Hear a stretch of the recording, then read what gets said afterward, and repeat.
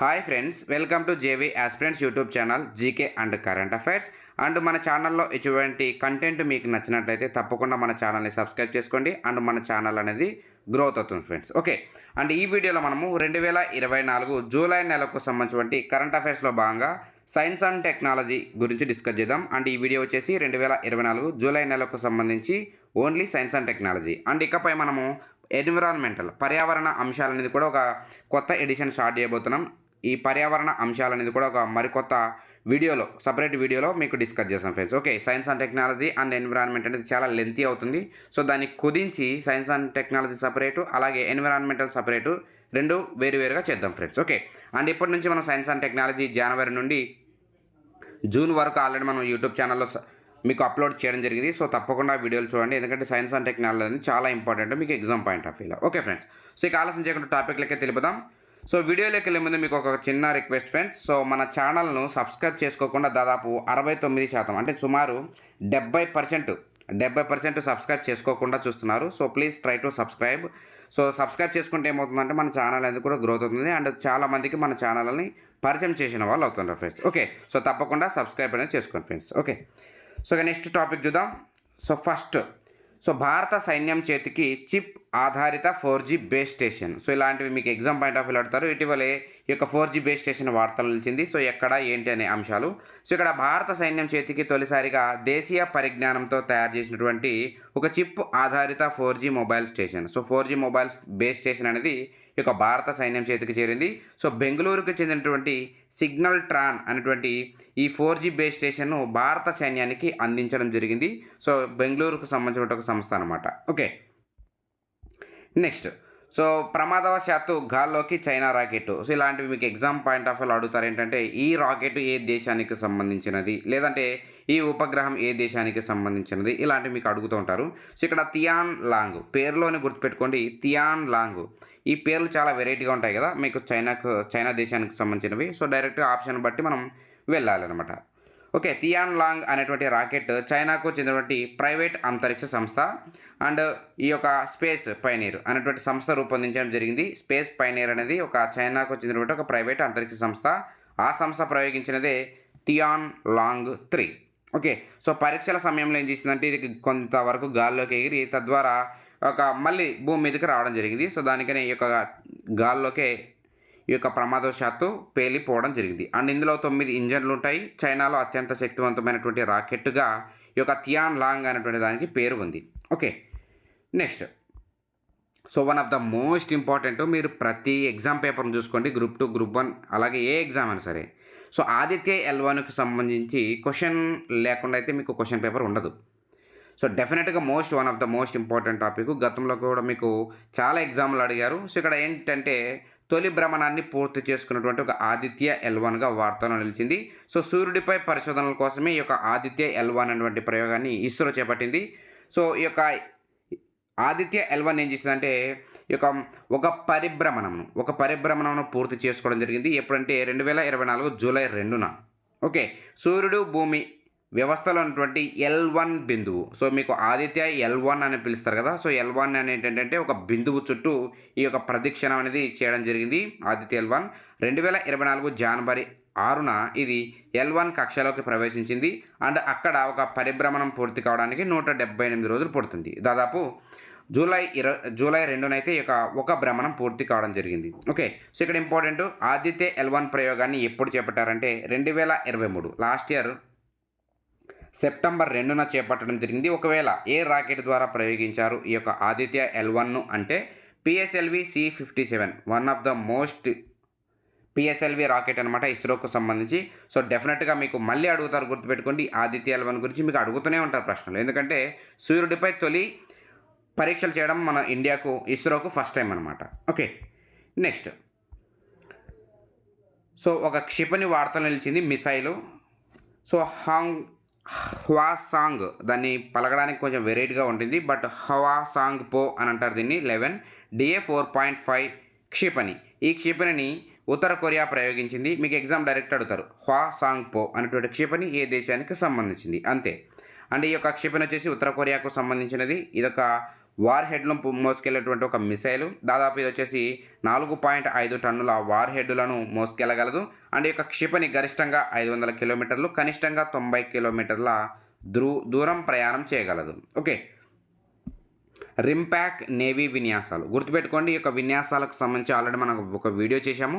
And remaining ఒక small video అనేది మీకు పెండింగ్లో ఉంది. ఆ వీడియోలో మీకు పూర్తిగా కవర్ చేస్తాను. ఓకే ఫ్రెండ్స్, సో ఇక్కడ చూద్దాం. నెక్స్ట్, విధ్వంసం సృష్టించేటువంటి సెబెక్స్ 2 మీకు ఎగ్జామ్లో అడుగుతారు. సెబెక్స్ 2 ఇటీవల వార్తలు వచ్చింది. అయితే దీనికి సంబంధించి క్రింది వాణిలో సరైనది ఏది లేదా సరికానిది ఏది అని అడుగుతారు. సో ఇక్కడ సైనిక బలగాల శక్తిని మరింత పెంచే అలాగే శక్తివంతంగా తయారు చేయడం కోసము పేలుడు పదార్థాన్ని భారతదేశం అయితే తయారు చేయడం జరిగింది. అంటే సెబెక్స్ 2 అనేది ఏంటంటే ఒక పేలుడు పదార్థం. గుర్తుపెట్టుకోండి, మైండ్లో ఫిక్స్ చేసుకోండి. ఇండియన్ నేవీ దీన్ని విజయవంతంగా పరీక్షించడం జరిగింది. ఇండియన్ నేవీ అండ్ నాగపూర్కు చెందినటువంటి ఎకనామిక్ ఎక్స్ప్లోజివ్ అనేటువంటి సంస్థ దీన్ని తయారు చేసింది సెబెక్స్ 2ను. అండ్ సెబెక్స్ 2 అనేది ప్రపంచంలోనే అత్యంత శక్తివంతమైనటువంటి బాంబుల్లో ఒకటిగా నిలుస్తుంది సెబెక్స్ 2. అండ్ ఇది వచ్చేసి దాదాపు ఈ యొక్క ట్రై నైట్రో టాల్యూని కంటే 2.0 రెట్లు అధికంగా విధ్వంసంగా ఉంటుంది ఈ యొక్క సెబెక్స్ 2 అనేది. పేలుడు శక్తిని TNTతో పోలుస్తారు. అందుకని దీనికి దానికంటే 2.021 రెట్లు ఎక్కువగా ఉంటుందన్నమాట. సో ఈ యొక్క బాంబుల TNT ఈక్వివలెన్స్ ఎంత ఎక్కువ ఉంటే అంత ఎక్కువ పేలుడు అలాగే విధ్వంసం సంభవిస్తుంది. సో వాస్తవానికి ఈ యొక్క TNT కంటే 2 రెట్లు ఎక్కువ ఉంటుందని చెప్పాం కదా. సో TNTనే ఎక్కువ అంటేనే చాలా ఎక్కువగా ఉంటుంది ఫ్రీక్వెన్సీ లెవెల్స్ అనేది. సో దానికంటే 2 రెట్లు ఎక్కువగా ఉంటుంది ఈ యొక్క సెబెక్స్ 2. ఓకే, నెక్స్ట్ మైత్రి విన్యాసాలు. సో మీకు ఇందాకే చెప్పాం కదా. సో ఈ యొక్క విన్యాసాలకు సంబంధించి సపరేట్ ఒక వీడియోలో డిస్కస్ చేస్తాం. ఆల్రెడీ ఒక వీడియో చేసాము. అండ్ సెకండ్ వీడియో కొంచెం పెండింగ్లో ఉంది. దాన్ని పూర్తిగా చేసేస్తాం. ఒక 1 వీక్లోగా మీకు పూర్తిగా అప్డేట్ చేసేస్తాం ఫ్రెండ్స్. ఓకే, నెక్స్ట్ తేలికపాటి స్వదేశీ యుద్ధ ట్యాంక్ సో సిద్ధం కావడం జరిగింది. దాని పేరు ఏంటంటే జోరావర్ బ్యాటిల్ ట్యాంక్ అని పిలుస్తారు. సో దానికి సంబంధించిన వివరాలు ఒకసారి చూస్తే, తూర్పు లద్దాఖ్లో వాస్తవాధీన రేఖ వెంబడి చైనా యొక్క దుండులకు ఈ యొక్క చైనా అనేది చాలా కాలం నుండి మన ఇండియాకు ఏదో ఒక రూపంలో తలనొప్పి తెప్పిస్తూ ఉంటుంది. సో దానికి సంబంధించి అడ్డుకునేందుకు ఏం చేస్తుందంటే భారతదేశం ఒక తేలికపాటి యుద్ధ ట్యాంకును అభివృద్ధి చేయడం జరిగింది. సో దాని పేరు ఏంటంటే జోరావర్. మీకు ఎగ్జామ్లో అడుగుతారు. జోరావర్ అనేది ఇటీవల వార్తలు నిలిచింది. అయితే ఇది ఒక యుద్ధ ట్యాంకు, హెలికాప్టరు, రాకెట్టు, ఉపగ్రహం ఏదో ఒకటి పేరు అడుగుతారు. ఇది జోరావర్ అనేది ఏంటంటే ఒక బ్యాటిల్ ట్యాంకు, యుద్ధ ట్యాంకు. ఓకే, దీనిని పూర్తిగా స్వదేశీ పరిజ్ఞానంతో ఎవరు అభివృద్ధి చేశారంటే L&T సంస్థ అలాగే DRDO ఈ 2 సంస్థలు సంయుక్తంగా అభివృద్ధి చేయడం జరిగింది. అండ్ ఈ యొక్క జోరావర్ బ్యాటిల్ ట్యాంక్ బరువు వచ్చేసి దాదాపు 25 టన్నులు ఉంటుంది, 25 టన్స్ ఉంటుంది. అండ్ దీనిని వాయు మార్గంలోనూ కూడా రవాణా చేయవచ్చు. ఈ యొక్క జోరావర్ బ్యాటిల్ ట్యాంకును దాదాపు 350కి పైగా జోరావర్ ట్యాంకులను మోహరించాలని ఈ యొక్క ఇండియన్ ఆర్మీ భావిస్తుంది చైనా వాస్తవాధీన రేఖ వెంబడి. అండ్ ఇటీవలే గుజరాత్లో ఉన్నటువంటి హజీరాలో ఉన్నటువంటి L&T కర్మాగారంలో పరీక్షలు పూర్తి చేయడం జరిగింది ఈ యొక్క జోరావర్కి సంబంధించి. అలాగే ఈ యొక్క ట్యాంకులను 2027లో సైన్యంలోకి ప్రవేశపెట్టే అవకాశం కూడా ఉంటుంది. సో ఇలాంటి అవకాశాలు కూడా ఇంపార్టెంట్. సో ఈ యొక్క యుద్ధ ట్యాంకులో అన్మ్యాన్డ్ సర్ఫేస్ వెహికల్, సో మానవ రహిత వెహికల్ టెక్నాలజీని జోడించడం జరిగింది ఈ యొక్క జోరావర్లో. సో మానవ ప్రమేయం లేకున్నా కూడా పనిచేస్తాయన్నమాట. ఈ యొక్క అన్మ్యాన్డ్ అంటే ఏంటంటే మానవులు లేకపోయినా కూడా అని అర్థం. నెక్స్ట్ టాపిక్, సో విన్యాసాలు మరొకసారి వార్తలు ఇచ్చింది. బట్ సపరేట్ వీడియోలు డిస్కస్ చేద్దాం, ఇక్కడ వద్దు మనకు. నెక్స్ట్, ప్రపంచంలో first artificial intelligence hospital, one of the most important agent hospital అని పిలుస్తారు. ప్రపంచంలో తొలి ఆర్టిఫిషియల్ ఇంటెలిజెన్స్ హాస్పిటల్ను ఇటీవల ఏ దేశం ప్రవేశపెట్టింది లేదా ఏ దేశం ప్రారంభించింది అని అడుగుతారు. సో దీన్ని చైనా దేశం ప్రారంభించింది. మీకు ఒక సింబల్ చెప్తాను. ఒకవేళ మీకు ఎగ్జామ్ పాయింట్ ఆఫ్ వ్యూలో ఏది గుర్తు రాకపోతే చైనా దేశమో లేదంటే అమెరికా దేశమో పెట్టేసేయండి ఆన్సర్. ఒకవేళ మీకు ఆన్సర్ తెలిస్తే మాత్రం ఈజీగా కరెక్ట్ ఆన్సర్ పెట్టేయాలి. ఓకే, మళ్ళీ సార్ తెలియకపోతే అన్నిటికీ ఇది ఇలా చేశారని కాదు, తెలియకపోతేనే చైనా లేదంటే ఒక అమెరికా అని పెట్టేసేయండి. ఓకే, నెక్స్ట్, సో ఈ యొక్క హాస్పిటల్ పేరేంటి? Agent hospital. Next, nomadic elephant విన్యాసాలు. సో విన్యాసాలకు సంబంధించి ఎక్కువ ఉంటుంది ఈ యొక్క వీడియోలో, బట్ మనం సపరేట్గా వీడియోలు చేద్దాం. ఓకే ఫ్రెండ్స్, నెక్స్ట్, సో కేరళలో మెదడును తినేటువంటి ఒక అమీబా కేసులు అనేవి బయటపడడం జరిగింది. సో ఏంటంటే దానికి సంబంధించిన వివరాలు చూస్తే, కేరళలో మెదడును తినేటువంటి ఒక అమీబా, సో దాని పేరు ఏంటంటే అమీబిక్ మెనింజో ఎన్సెఫలైటిస్. అమీబిక్ మెనింజో ఎన్సెఫలైటిస్ అనేటువంటి కేసులు బయటపడుతున్నాయి. ఇప్పటికి దాదాపు 4 కేసులు బయటపడ్డాయి ఈ యొక్క జూలై అంశానికి సంబంధించి. సో ఏంటంటే కలుషిత జలాల్లో ఉన్నటువంటి అమీబా బ్యాక్టీరియా ముక్కు ద్వారా శరీరంలోకి ప్రవేశించినప్పుడు ఈ యొక్క అమీబిక్ మెనింజో ఎన్సెఫలైటిస్ వ్యాధి సోకుతుంది. సో ఇటీవల ఏ రాష్ట్రంలో అంటే కేరళలో. ఇక్కడ మీరు ఒక అంశాన్ని గుర్తుపెట్టుకోవాలి, లేదంటే బ్లైండ్గా గుర్తుపెట్టుకోవాలి. ఏదైనా ఒక వ్యాధి లేదంటే వైరస్ కొత్తగా ఏ రాష్ట్రంలో తొలిసారిగా ప్రవేశించింది అని అన్నా కూడా మీరు కేరళ రాష్ట్రం డైరెక్ట్గా ఆన్సర్ పెట్టేయచ్చు. ఎందుకంటే కేరళ రాష్ట్రంలో చాలా ఎప్పుడు మీకు ఆన్సర్ తెలియనప్పుడు చేయాలి ఇలాంటి పనులు. Okay, next. సో నూతన గెలాక్సీలను జేమ్స్ వెబ్ టెలిస్కోప్ గుర్తించింది. ఏంటని చూద్దాం. సో ఇక్కడ నూతన గెలాక్సీని జేమ్స్ వెబ్ స్పేస్ టెలిస్కోప్ గుర్తించడం జరిగింది. సో దాని పేరు ఏంటంటే జేడ్స్ జిఎస్ Z14 అని పిలుస్తారు. మీకు ఎగ్జామ్లో అడుగుతారు జేడ్స్ జిఎస్ Z140 అనేది ఏంటి అని. సో అదొక గెలాక్సీ పేరు అనమాట. ఓకే, సో ఇక జేమ్స్ వెబ్ స్పేస్ టెలిస్కోప్ను నాసా ప్రయోగించింది 2021 సంవత్సరంలో. ఓకే ఫ్రెండ్స్, నెక్స్ట్ టాపిక్ చూద్దాం. సో అంతరిక్ష నాటకాల్లో చైనా అనేది రికార్డు సృష్టించడం జరిగింది. సో ఏంటి ఆ అంశాలు చూస్తే, సో అంతరిక్ష పరిశోధనలో భాగంగా చైనా వ్యోమగాములు 16 స్పేస్ వాకులు నిర్వహించి సరికొత్త రికార్డును అయితే సృష్టించడం జరిగింది. సో భూ దిగువ కక్షలో ఉన్నటువంటి చైనా అంతరిక్ష కేంద్రం తియాన్గాంగ్లో యొక్క షెన్జౌ 18 మిషన్లో భాగంగా 3 వ్యోమగాములు ఏం చేశారంటే స్పేస్ వాక్ చేయడం జరిగింది. తద్వారా ఈ యొక్క చైనా వ్యోమగాములు 16 స్పేస్ వాకులు చేసి రికార్డు సృష్టించడం జరిగింది. సో స్పేస్ వాక్ అంటే ఏంటి మీకు తెలుసు కదా. స్పేస్ వాక్ అంటే అంతరిక్షంలో ఒక కేంద్రం ఉంటుంది మనకు, అంతర్జాతీయ అంతరిక్ష కేంద్రం అనేది ఎలా ఉంటుందో. సో వాటి నుండి బయటకు వచ్చి స్పేస్ వాక్ నిర్వహిస్తారన్నమాట. అంటే బయట అలా విహరిస్తారు, దాన్ని స్పేస్ వాక్ అని పిలుస్తారు ఫ్రెండ్స్. Okay, next. హెచ్ఐవి నుండి పూర్తి రక్షణ కల్పించిన ఒక ఇంజెక్షన్ అయితే బయటికి రావడం జరిగింది. సో ఇంకా రాలేదు, దీనిపై ఇంకా ప్రయోగాలు క్లినికల్ పరీక్షలు అనేవి జరుగుతున్నాయి. సో దాని పేరు ఏంటంటే లెనాకాపవిర్. ఓకే, సో లెనాకాపవిర్ అనేటువంటి ఒక ఇంజెక్షన్ను ఏడాదికి 2 సార్లు ఇస్తే యువతలకు హెచ్ఐవి నుండి పూర్తి రక్షణ లభిస్తుందని దక్షిణాఫ్రికా ఉగాండాలో నిర్వహించినటువంటి ఒక క్లినికల్ పరీక్షలో వెల్లడైంది జరిగింది. సో దీనిని నోటి ద్వారా ఇంజెక్షన్ రూపంలో కూడా ఈ యొక్క ఇంజెక్షన్ అని కూడా ఉంటుంది. సో హెచ్ఐవిలో ఉన్నటువంటి వైరస్లోని జన్యు పదార్థము ఎంజైములకు రక్షణ కల్పించే ఒక ప్రోటీన్ కవచాన్ని క్యాప్సైడ్ అని పిలుస్తారు. ఈ యొక్క హెచ్ఐవికి సంబంధించింది. సో ఈ యొక్క కవచాన్ని ఏమని పిలుస్తారంటే ఇంజెక్షన్ లక్ష్యంగా చూసుకుంటుంది ఈ యొక్క లెనాకాపవిర్ అనేది. సో మీకు ఎగ్జామ్లో డైరెక్ట్ అడుగుతారు హెచ్ఐవి నుండి పూర్తి రక్షణ కల్పించే ఒక ఇంజెక్షన్ ఇటీవల వార్తలు నిలిచింది. దాని పేరు ఏంటంటే లెనాకాపవిర్. ఓకే, సో ఈ యొక్క లెనాకాపవిర్ను అభివృద్ధి చేసినటువంటిది ఎవరంటే ఈ యొక్క గిలీడ్ సైన్సెస్, లేదంటే దాన్ని గైలీడ్ సైన్సెస్ అని కూడా పిలుస్తారు. సో ఈ యొక్క బ్రాండ్ పేరు ఏంటంటే సన్లెన్కా అండ్ దీనికి గల మరొక పేర్లు ఏంటంటే జిఎస్. సో జిఎస్ అంటే మీకు తెలుసు కదా, ఈ యొక్క గైలీడ్ సైన్సెస్ అని, అలాగే దీన్ని GSCA1 అని లేదంటే GS6207 అని కూడా పిలుస్తారు. Okay, next. సో చప్పే ప్రయోగం అనేది ఇటీవల వార్తలు నిలిచింది. సో ఏంటంటే విషయాలు అంగారక గ్రహంపైకి మానవ సహిత యాత్ర చేపట్టడమే ఈ యొక్క ప్రయోగం అనేది ముఖ్య ఉద్దేశము. అంగారక గ్రహము మార్స్. సో ఇక చప్పే అనేటువంటి ఫుల్ ఫామ్ ఏంటంటే crew health and performance exploration analog. ఒక్కసారి మీకు ఇలాంటి ఈ యొక్క షార్ట్ ఫామ్స్ కూడా ఫుల్ ఫామ్ కూడా మీకు ఎగ్జామ్లో అడుగుతారు. సో నాసా అనేది ఈ యొక్క చపే అనేటువంటి ప్రయోగాన్ని చేపట్టడం జరిగింది. ఈ యొక్క ప్రయోగంలో భాగంగా ఏడాది పాటు కృత్రిమ ఆవాసంలో ఉన్న సిబ్బంది తాజాగా బయటకు రావడం జరిగింది.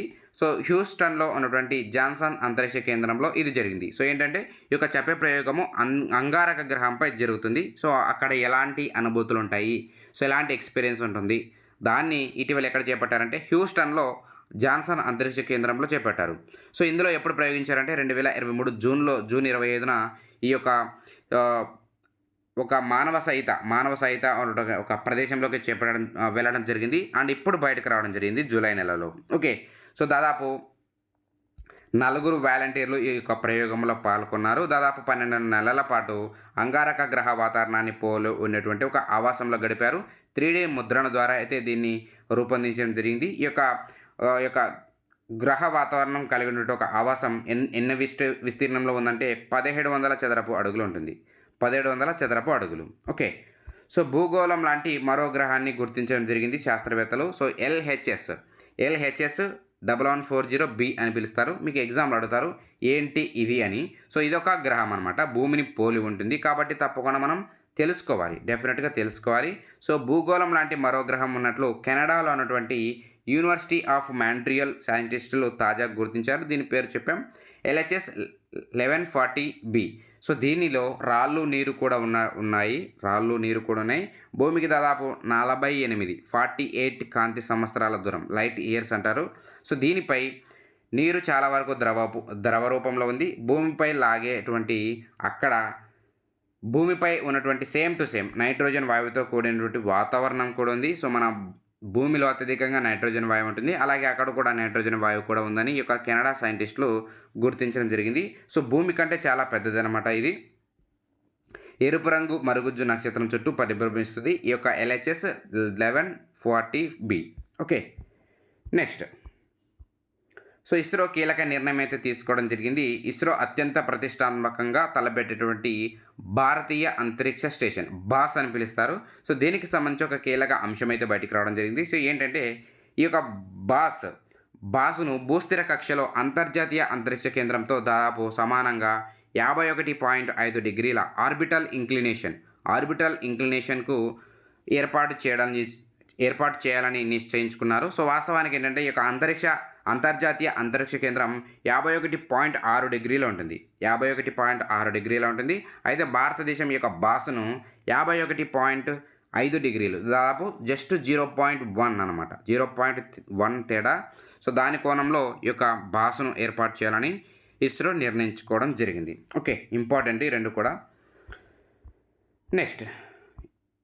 సో హైపర్బోలా రాకెట్ ప్రయోగం విఫలం. సో మనకు ఈ యొక్క చైనాకు సంబంధించి మరొకసారి వార్త తెలిసింది. ఇందాక టియాంగాంగ్ 3 అనేది ఒక రాకెట్ అనేది విఫలం అవడం జరిగింది. సో ఇప్పుడు మరి హైపర్బోలా 1 అనేటువంటి రాకెట్ కూడా చైనాకు సంబంధించినదే, విఫలమైంది ఇది కూడా. ఓకే, ప్రయోగం ఫెయిల్ అయింది. నెక్స్ట్ విన్యాసాలు, ఇది మనం సపరేట్ ఒక వీడియోలో డిస్కస్ చేద్దామని చెప్పాము. సో దాని పరంగానే సపరేట్ వీడియో చేద్దాం ఫ్రెండ్స్. ఓకే, నెక్స్ట్ చాందీపురా వైరస్ ఇటీవల గుజరాత్లో ఒక తొలి మరణం సంభవించింది కాబట్టి దీనికి సంబంధించి ఒక బ్రీఫ్ పాయింట్స్ డిస్కస్ చేద్దాం ఇక్కడ.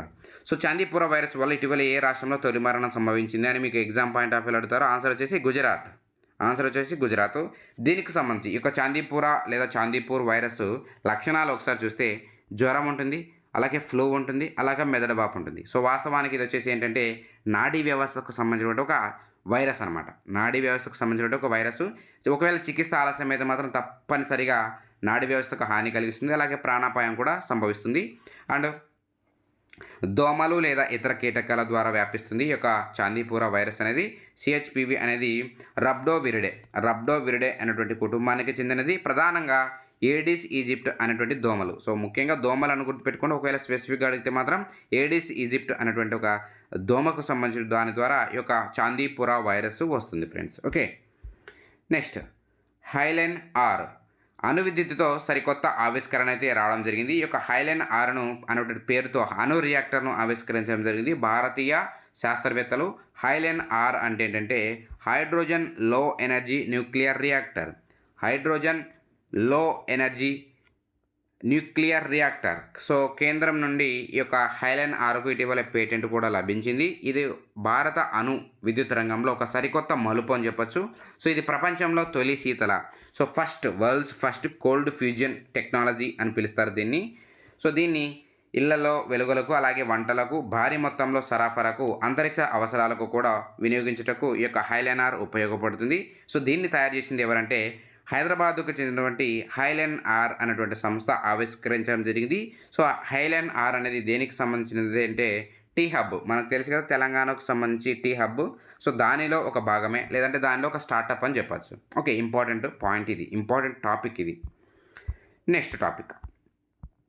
సో చందమామపై గుహను ఇటీవలే కనుక్కోవడం జరిగింది శాస్త్రవేత్తలు. సో ఏంటనేది దానికి సంబంధించి వివరాలు చూద్దాం. సో 1969లో ఫస్ట్ టైము ఈ యొక్క భూమిపై నుండి ఈ యొక్క చంద్రుడిపై ఫస్ట్ టైం అడుగు పెట్టినది ఎవరంటే 1969లో నీల్ ఆర్మ్స్ట్రాంగ్ ఫస్ట్ పర్సన్, అలాగే సెకండ్ పర్సన్ వచ్చేసి ఆల్డ్రిన్. ఇంపార్టెంట్ పర్సన్స్ ఈ పేర్లు. సో వీరు చంద్రునిపై దిగినటువంటి ఒక ప్రదేశానికి ఒక పేరు పెట్టారు. దాని పేరు ఏంటంటే sea of sea of tranquility. So ఈ యొక్క సీ ఆఫ్ ట్రాంక్విలిటీకి ప్రదేశానికి దగ్గరలో 400 కిలోమీటర్ల దూరంలో ఒక గుహను కనిపెట్టడం జరిగింది శాస్త్రవేత్తలు.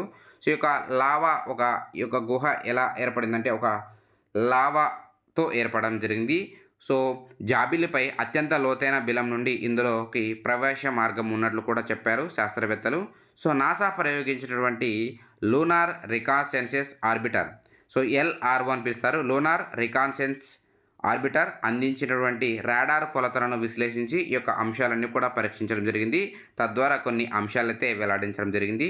సో ఈ యొక్క ఆకృతి వెడల్పు దాదాపు ఈ యొక్క గుహ వెడల్పు వచ్చేసి 130 అడుగులు ఉంటుంది, పొడవు వచ్చేసి 10 మీటర్లు ఉంటుంది. ఎగ్జాక్ట్గా అక్కడ చూడలేదు కాబట్టి మనం ఎప్పుడు కూడా దాదాపుగా, సుమారుగా అనేటువంటి అంశాలు ఉపయోగిస్తాం. ఓకే ఫ్రెండ్స్, నెక్స్ట్ సౌర కుటుంబ వ్యవస్థ బయట 6 కొత్త గ్రహాలను నాసా శాస్త్రవేత్తలు కనుగొన్నారు. సో ఏంటి ఆ యొక్క గ్రహాలు ఏంటంటే HD 36384b, అలాగే TOI 198b, TOI 2095b, TOI 2095c, TOI 4860b, అలాగే MWC 758c. సో ఇవన్నీ కూడా అంతరిక్ష అంటే సౌర వ్యవస్థ బయట, ఇవన్నిటిని కూడా సౌర వ్యవస్థ బయట కనుక్కోవడం జరిగింది ఈ యొక్క 6 ఉపగ్రహాలను. సో మీకు ఎగ్జామ్లో అడుగుతారు సరైనది ఏది, సరికానిది ఏది అనేది. ఓకే, నెక్స్ట్ సో చంద్రుడిపై నావిగేషన్ వ్యవస్థ ఏర్పాటు చేస్తున్నట్టు ఇటీవలే చైనాకు సంబంధించిన ఒక అంశం అయితే అప్డేట్ రావడం జరిగింది. సో ఏంటంటే భూమిపై ఉన్నట్లుగానే సేమ్ యాజ్ ఇట్ ఈస్గా చంద్రుడిపై కూడా శాటిలైట్ నావిగేషన్ వ్యవస్థను ఏర్పాటు చేసేందుకు Beijing institute of space craft system ఇంజనీరింగ్కు చెందినటువంటి బృందం ప్రణాళికలు రూపొందించింది. సో ఈ యొక్క బృందం చంద్రుడి చుట్టూ ఏం చేయబోతుందంట 21 ఉపగ్రహాలు, ఈ యొక్క శాటిలైట్ నావిగేషన్ వ్యవస్థ అని పిలుస్తారు ఉపగ్రహాలని. సో 21 ఏర్పాటు చేయనున్నట్లు ఈ యొక్క Beijing institute of space craft system ఇంజనీరింగ్కు చెందినటువంటి శాస్త్రవేత్తల బృందం ప్రకటించడం జరిగింది.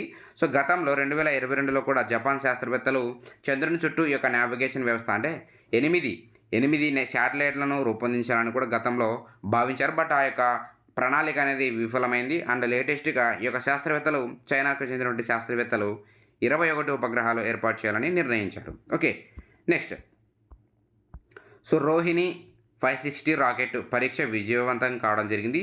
సో ఇస్రో శాస్త్రవేత్తలు జూలై 23న శ్రీహరికోటలో ఉన్నటువంటి షార్ సెంటర్, మనకు తెలుసు కదా సతీష్ ధావన్ స్పేస్ సెంటర్ పిలుస్తారు, అక్కడ నుండి ఈ యొక్క రోహిణి 560 సౌండింగ్ రాకెట్ను ప్రయోగించడం జరిగింది.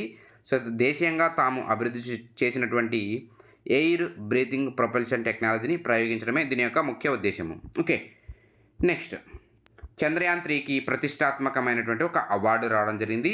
సో ఇంటర్నేషనల్ ఆస్ట్రోనాటికల్ ఫెడరేషన్ సంస్థ చంద్రయాన్ 3కి వరల్డ్ స్పేస్ అవార్డును ప్రకటించడం జరిగింది.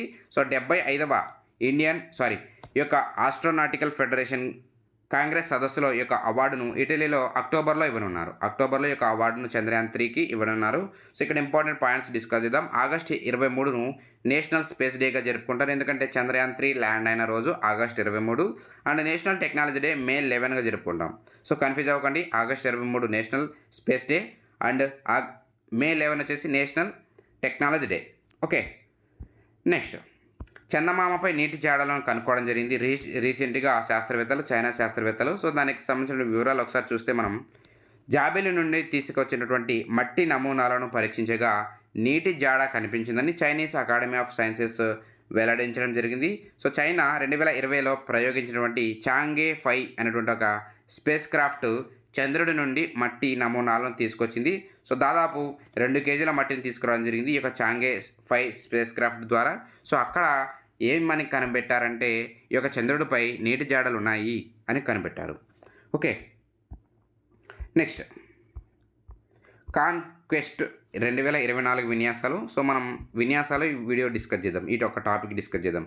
నెక్స్ట్ దేశీయ స్పేస్ స్టేషన్. సో వాస్తవానికి ఏంటంటే ఈ యొక్క ఇస్రో సొంతంగా ఈ యొక్క భాస్ అనేటువంటి అంతరిక్ష కేంద్రాన్ని సొంతంగా నిర్మించనుంది త్వరలో. అండ్ దానికంటే ముందు దేశీయ స్పేస్ స్టేషన్ను తీసుకురావడం జరిగింది ఒక ప్రైవేట్ సంస్థ. చూద్దాం వివరాలు. రోదసీ ప్రయోగాలు ఊపందుకున్నటువంటి నేపథ్యంలో వ్యోమగాములు పరిశోధనలు చేసుకోవడానికి, రోదసీ యాత్రికులు సేద తీరడానికి ఆకాశ లబ్ధి అనేటువంటి సంస్థ ఎక్స్పాండబుల్ స్పేస్ హ్యాబిటేట్ XSH అని పిలుస్తారు. దాని పేరిటైతే ఒక స్పేస్ స్టేషన్ను రూపొందిస్తుందన్నమాట. 2023 నవంబర్లో దీనికి సంబంధించినటువంటి ప్రోటోటైప్ అంతరిక్ష హబ్ను డిజైన్ చేశారు ఐఐటి రూర్కీ, అలాగే ఇండియన్ ఇన్స్టిట్యూట్ ఆఫ్ సైన్స్ బెంగళూరులో. అండ్ ఆకాశ లబ్ధి అనేటువంటి సంస్థ బెంగళూరుకు చెందినది.